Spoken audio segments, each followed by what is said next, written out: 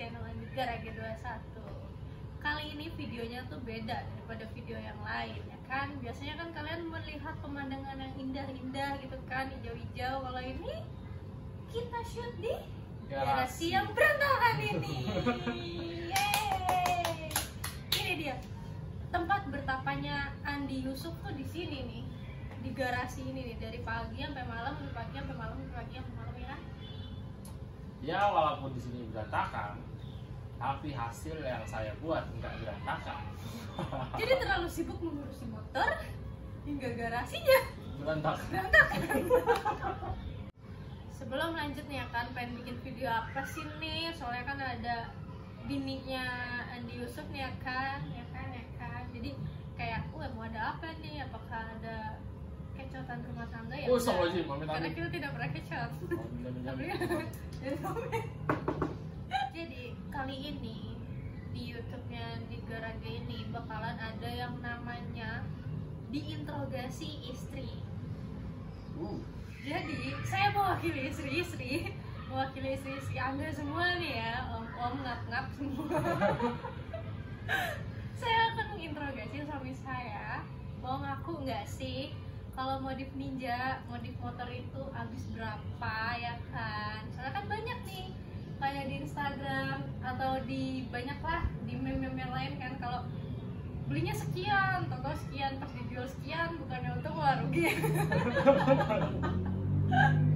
Oke, sebelum mulai diinterogasi istri, jangan lupa di like, komen, dan subscribe ya, biar channel ini makin berkembang. Nah, dan kalian harus komen, om-om semua tuh harus komen. Abis ini tuh mau interogasi sesi apa lagi? Karena pertama ini diinterogasi istri ini, si ninja bucin. Ya, ini juga salah satu motor yang menarik diperduatakan ya. Betul. Oke, sebelumnya mau nanya nih, kenapa disebutnya ninja bucin? Jadi sih sederhananya waktu itu Jomblo. Terus? enggak gitu. Oh enggak. Jadi waktu itu ini motor di tuning lah, di porting di teman saya Mas Boni di Jatuh 99. Nih di sini nih terada. Iya, ada di sini. Oke, singkatnya di porting lah biar lebih ngebut dari sebelumnya. Terus ketika udah jadi, niatnya kan pasti pengen ngebut-ngebutan lah, tapi tiba-tiba malah jalan-jalan sama calon istri. Malah ketemu bini.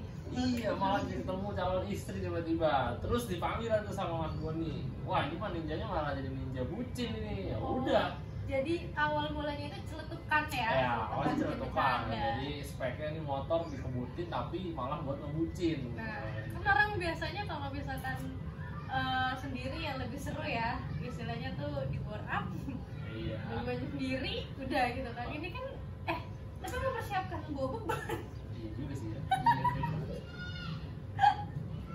Oke. Lanjut. Oke, nih. Di Kawasaki sendiri ini kan ada berbagai macam tipe ninja ya. Ada Ninja SS sama Ninja R, Ninja RR. Kenapa lebih pilih ke Ninja SS? Mungkin kenapa ya, bisa dibilang karena usia saya semakin dewasa, semakin menonjol nih ke bapak-bapakan ya. Jadi saya lebih mencari ke sebuah kenyamanan dalam berkendara, tapi saya ngebut juga. Nah, jadi nemulah saya kepikiran Ninja SS ini. Saya pakai setang pipa kan, juga ternyata emang enak. Ya udah, karena dulu saya mengidamkan Ninja R atau RR lah, yang berfairing ya enak juga, cuman semakin kemari saya mikirnya saya juga pengennya pakai ini untuk harian kan, dan sebisa mungkin kalau saya belanja barang saya tetap bawa ini motor buat bawa barang. Makanya saya lebih nyarinya nyaman di bawah jalan gitu. Berarti lebih mementingkan kenyamanan ya? Iya. Iya sih, nyaman juga pengen ngebut ya, lebih enak kali ya. Betul. Apa sih yang Mas Andi lihat spesialnya Ninja SS ini tuh apa? Bisa dibilang sih modelnya ya lifetime lah ya, makanya saya suka modelnya nggak terlalu banyak lekuk-lekuk lah, bentuk bodinya dipandangnya simpel gitu ya. simpel. Udah kayak motor sekarang yang banyak. Motor sekarang lu pusing bentuk-bentukannya. Oke, tadi kita udah ngomong spesialnya versi Mas Andi ya.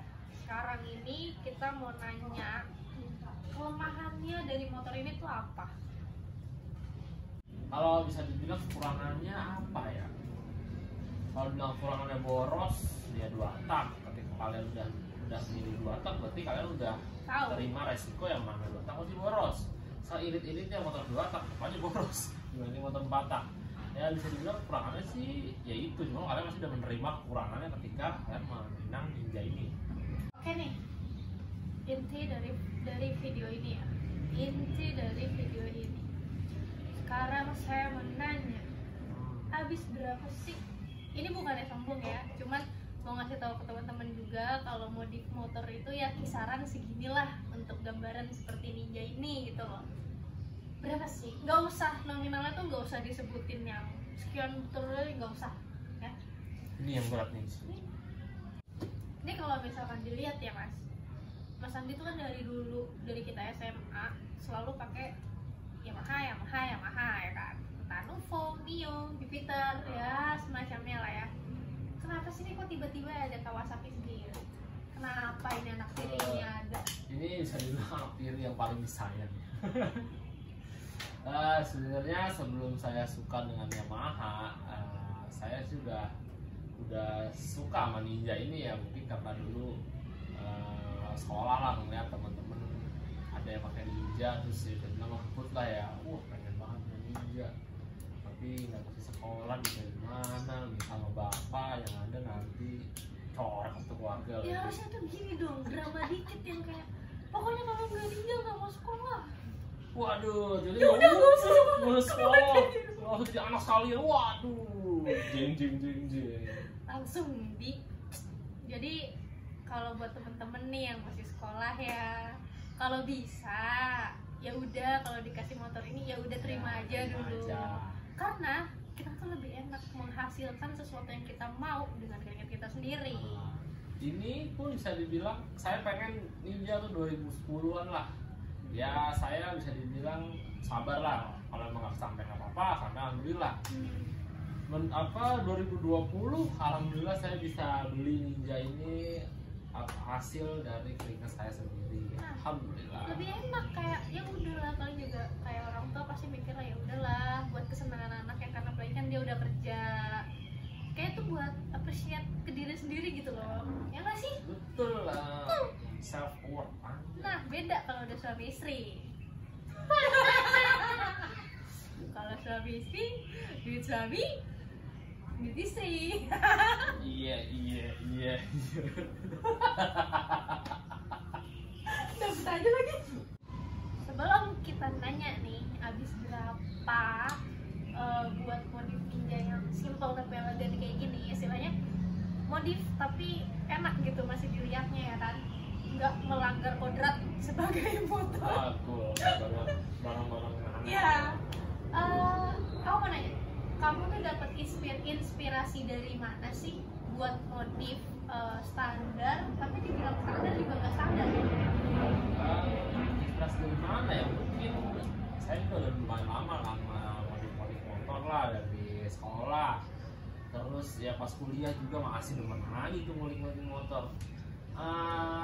Saya tiba-tiba emang cintanya tuh ketika motor yang kondisi standar, maksudnya standarnya tuh kondisi stripping terpasang, tapi di-upgrade di bagian kaki-kakinya atau di sektor dan lainnya lah, tapi tidak merusak pemandangan atau dasar dari motor itu sendiri. Contoh, ya kan, saya ini Ninja ini cuma di-upgrade di bagian kaki-kaki tanpa merusak bodi itu sendiri. Jadi seperti itulah.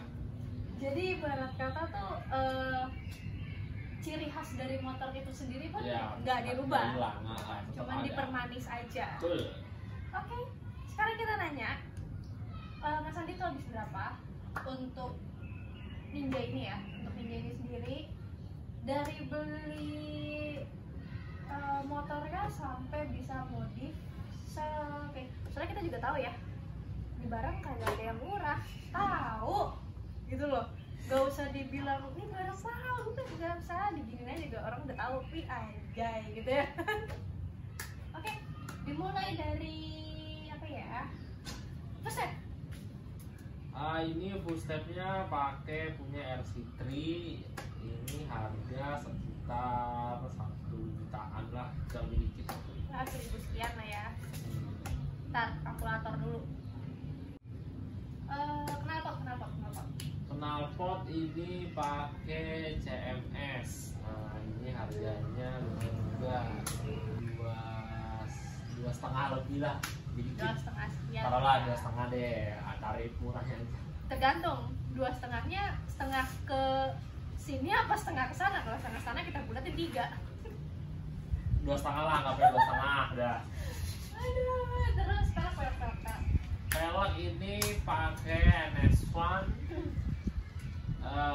dan dibantu dengan ban Pirelli Rosso Sport. Nah, ini aja kaki-kakinya aja tuh udah berapa?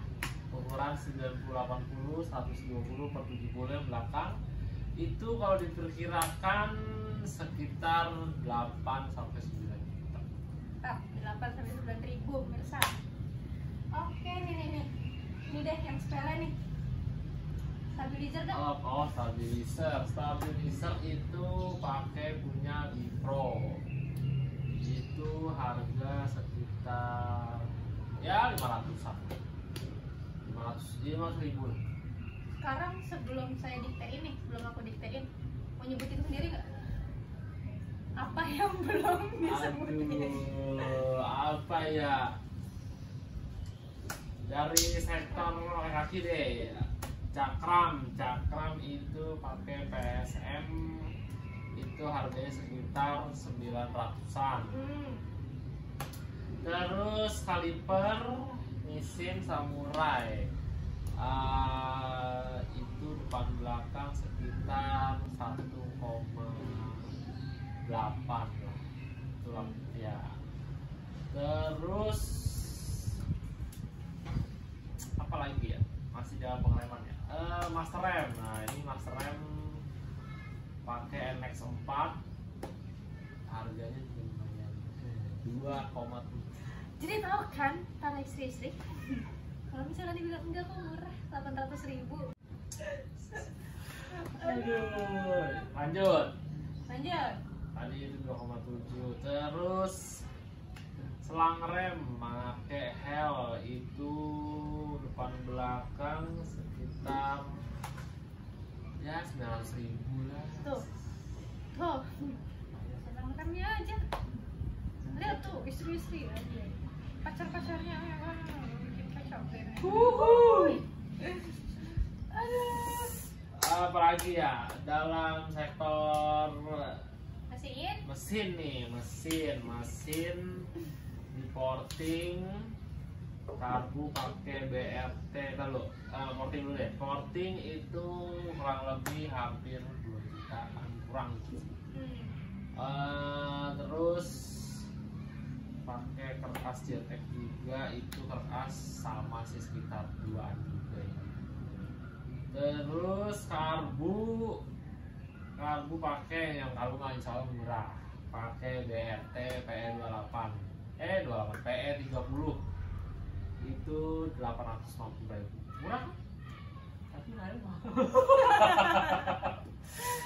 Aduh, nggak apa-apa, saya pakai BRT 30 ini karena emang bagus, worth it. Walaupun murah tapi bisa dibilang beti lah, beda tipis sama yang asli PE28 gitu. Terus apa lagi ya, di sektor setang kemudi ya paling pakai stang pipa Ninja M kan, itu sama segitiganya 800.000. Terus handle coupling pakai punya R25. Terus apa lagi ya? Nah ini sih yang paling agak berat mah, soknya. Oh iya tuh, soknya kita tahu nih. Aduh, sok. Kalau yang warna kuning, tabungnya di luar. Tabungnya di luar. Soknya pakai Ohlin. Nah itu lumayan, belinya itu harga sekitar 8 juta. Dulu beli bahan motor ini berapa? Kisarannya aja bos saya. Dulu emang dapat 18 juta. Itu bisa dibilang saya agak sedikit kecelek sih. Kecelek tipis lah karena emang saya masih buta banget soal ninja. Dan saya udah kesemsem sama satu warna merah. Saya suka banget sama warna merah. Terus saya ngeliat itu emang karena warna merah, poin satunya yang bikin kuat saya pengen beli.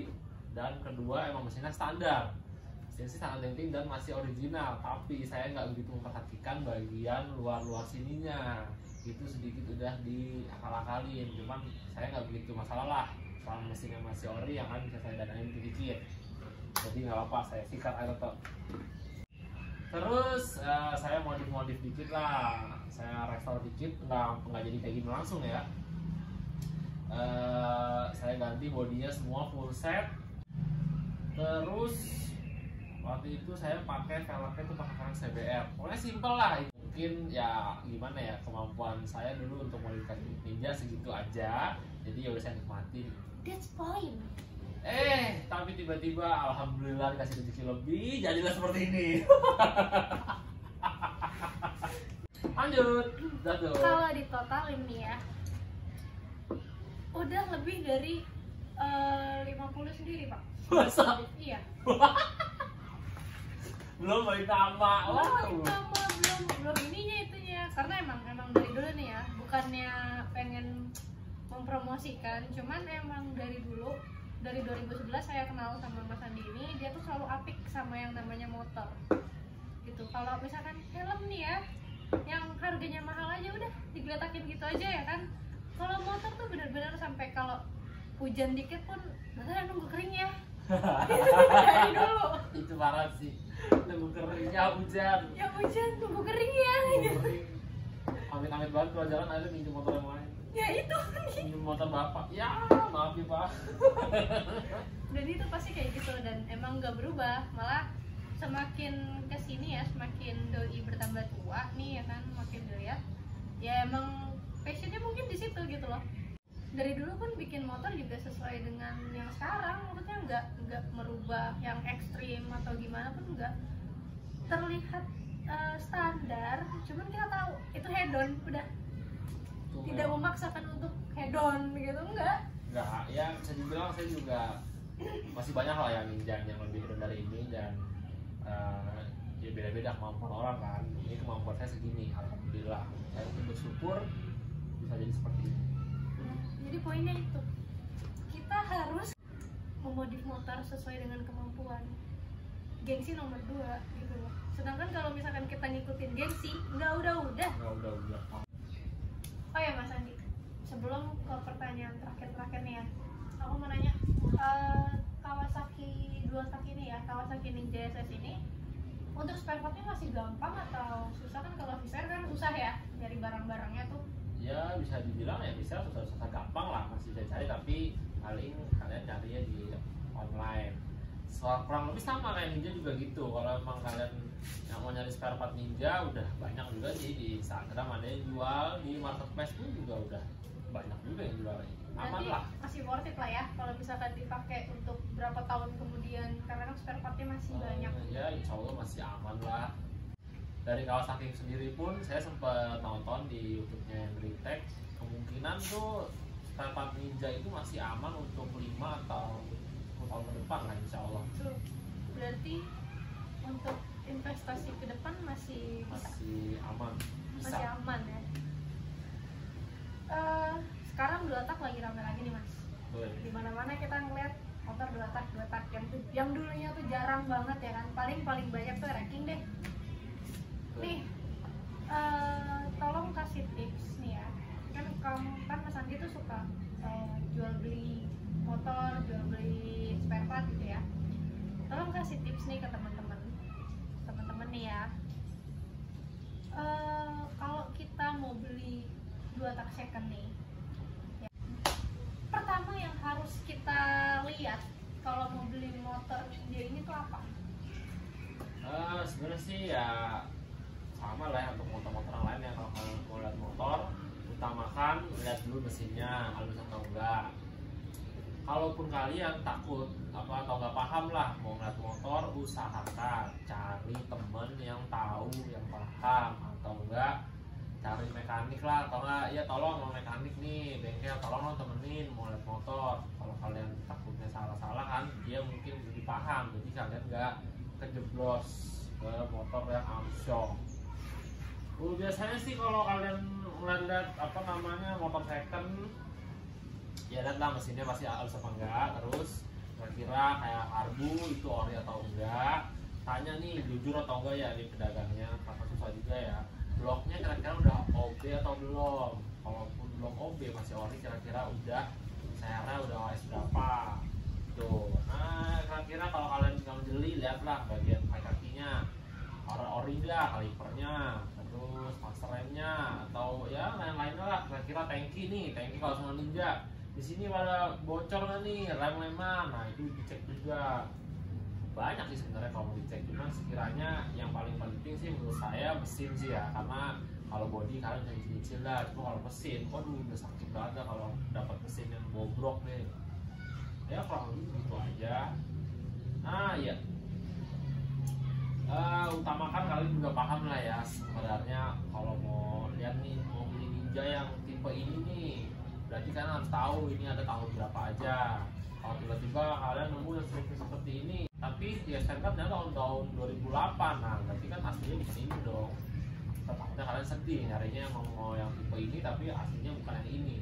Jadi usahakan kalian juga paham lah tahun berapa aja Ninja itu, strippingnya seperti apa tahun ini, tahu basicnya lah ya, tahu basicnya setidaknya sebelum kalian meminang ya. Kan Mas Andi punya motor 2 tak itu lebih dari satu nih.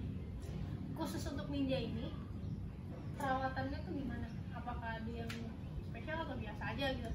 Saya sih biasa aja sih, apa namanya, saya pun kalau servis juga paling servis karbu aja. Kalau udah akhirnya buka blok untuk Ninja, mending saya kasih ke Mas Boni aja, saya juga masih belum begitu paham buka blok ini. Tapi untuk perawatan sih saya dibilang ya Ninja nggak terlalu rumit lah. Yang penting kalian sebisa mungkin jangan pakai oli samping yang cece lah, sebisa mungkin yang bagus. Karena apa? Sedih kalau semua blok Ninja itu lecet, harganya mahal, jadi bisa. Tapi kan oli samping tuh mahal Mas Andi. Iya, daripada beli yang murah tuh tiba mesinnya majik, ngejim beli blok baru, mahal. Beli oli yang agak mahal ya, worth it gitu ya. Jadi nggak apa-apa lah kalian mengeluarkan oli samping yang sedikit mahal demi keawetan mesin kalian sendiri. Itu. Motor awet Anda pun juga senang. Iya. Kalau untuk bensin deh. Apa nih bensin? Iya, kalau bensin apakah ada yang nggak boleh pakai yang 90 atau nggak boleh pakai yang 90? Ya sebisa mungkin kalau bensin minimal pakai Pertamax lah. Kalau premium sedih coy, Ninja. Keraknya juga banyak nanti di ruang pembakaran. Yang ada ntar motor makin loyo. Oh iya, ini kan kemarin nih habis nyentuh juga nih, ya kan? Oh iya, kemarin tuh bareng kawan-kawan Nenturin aja dan sentuh nanti. Kita kan tahu sendiri nih ya, pasti nih motor standarnya aja udah kencang. Di boarding makin Kencang. sampai di lampu merah aja. Enggak niat buat diwiliin, tiba-tiba ini ban kenapa bisa naik? Beban belakang yang apa belakang belakang? berat, itu ditarik. Sumpah dah ya, beneran dah nih ya, keluhan perempuan nih buat laki-laki, beneran dah. Gue tahu nih motor kalian kencang nih, tahu beneran. Tapi bukan berarti kita mau diajak ngebut. Aduh, apalagi udah samping-sampingan sama motor yang sama. Kenapa sih mikirnya kayak anjir musuh gua? OTW open kick buat tuh. Kita tuh mau jalan-jalan, bukan mau ngeprank malaikat motor. Open kick. Oh man. Ya pokoknya saya juga ya gitu deh. Komen Ada sedikit ya. kalau cewek-cewek yang lain gak Ninja gak sayang, kalau saya mendingan naik Nuvo aja yuk. Aduh. Oke, balik lagi ke Sentul nih.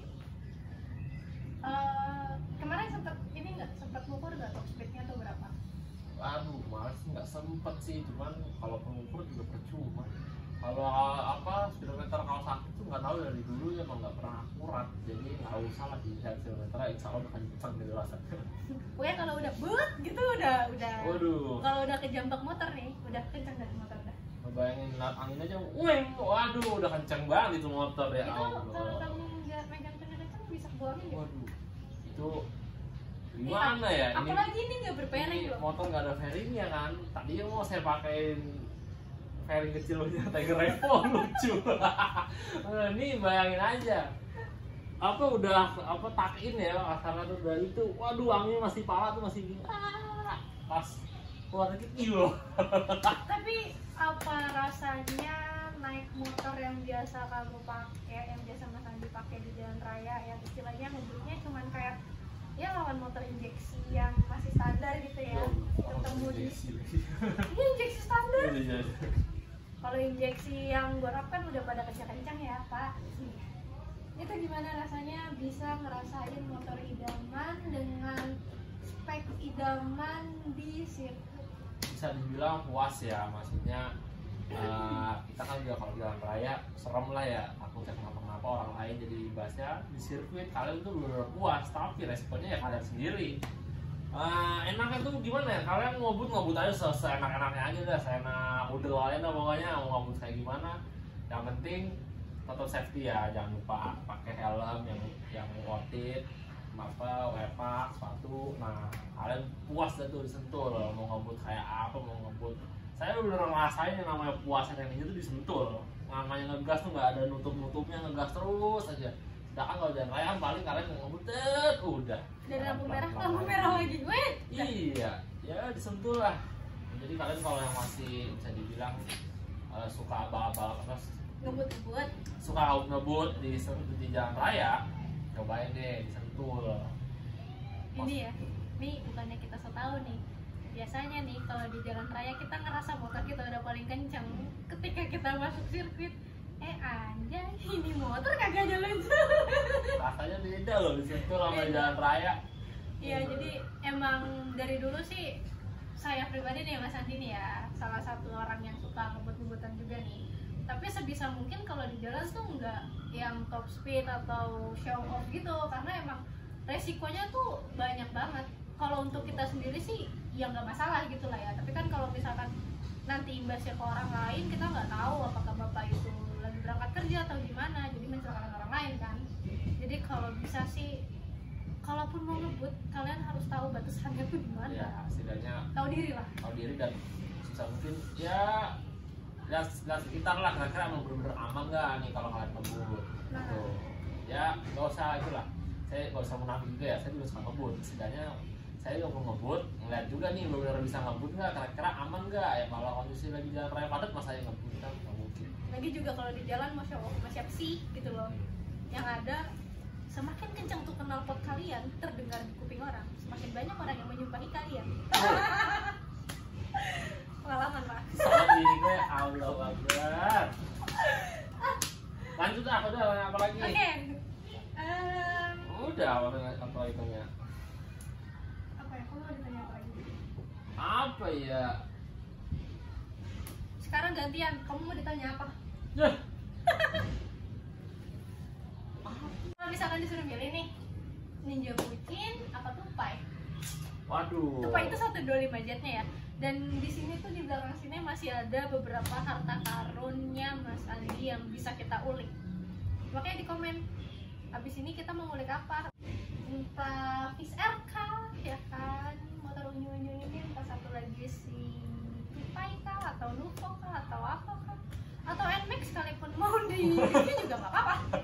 Mau diinterogasi nih gak apa-apa. Kalau disuruh milih mah bener juga ya. Dua-dua motor impian soalnya. Ya. Hidup tuh penuh pilihan. Aduh, apa ya? Pilih Tupai. Tupai untuk Yamaha. Ada kepikiran nggak buat Tupai diikutin ke road race gitu? Waduh, bisa dibilang malu, sayang dah. Oke, edisi Tupai kita Iya. lanjutkan kapan-kapan sesuai dengan banyaknya komen di bawah ini. Oke. Jadi untuk para wanita, kalian jangan mau dibodohi oleh laki-laki kalian, oke? Kenapa sih ketawa? Nah, ya apa lah. Jadi intinya, ketika kalian para wanita melihat suami kalian memiliki hobi motor, janganlah dilarang, tapi perlu dipertanyakan belinya ini harga berapa. Dilarang mah jangan, tapi ditanya ini barang harganya berapa. Mungkin banyak dari kita yang ya udahlah hobinya gitu kan. Kita cuma pengen tahu aja kejujurannya tuh gimana. Aduh, tapi kan takutnya kayak waktu itu juga yang jadi saya pernah nih dapat kasus yang sangat membanggongkan ya. Saya masih ingat banget itu. Jadi ada orang belanja sama saya, udah deal, udah transfer, tinggal ngirim barang, tapi ada kendala karena ongkirnya. Jadi dia mau nanya ongkirnya dulu, lalu dikirim, dia mau nanya ongkirnya dulu. Kalau udah tahu berapa nanti transfer lagi uang ongkirnya. Nah tapi itu orang sempat ngilang kan. Saya nanya, ongkir segini. Saya diamkan dulu kan. Tiba-tiba langsung dapat WhatsApp, saya istrinya, saya nggak terima. Wajay. Nah itulah makanya ketika kalian berkeluarga nih ya kan, nih buat yang masih lajang pun juga ya sedikit-sedikit dari kisi-kisinya. Ketika kalian tuh sudah menikah dengan seorang perempuan, kalian tuh harus tahu kalau perempuan yang nggak mendukung hobi kalian, ya kalian harus tahu resikonya apa. Kalau misalnya untungnya aja nih Mas Adi sama saya satu frekuensi, jadi terserah dia mau ngapain asalkan saya jajan mulu. Tunjangan dia terpenuhi, hobi saya juga terpenuhi, yang penting dia terpenuhi juga.